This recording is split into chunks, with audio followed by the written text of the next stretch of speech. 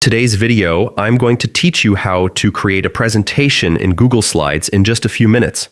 Whether you're preparing for a school project, a business meeting, or simply want to impress your audience with a creative slideshow, Google Slides is a fantastic, free, and easy-to-use tool.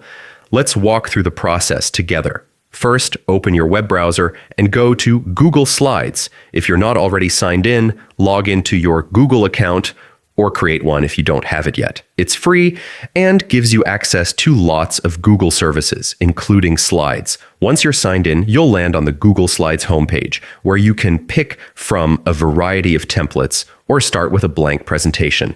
For now, let's choose a blank one. You'll then see a clean, empty slide waiting for you.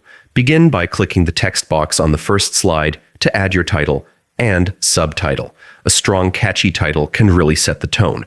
From here, you can start adding more content. Click Insert in the menu to add text boxes, images, or shapes. You can upload images from your computer or even search the web directly from within Slides, making it easy to enrich your presentation with visuals. Design also plays a big role. On the right side, you'll find the Themes panel, which lets you quickly apply a professional look with just a click.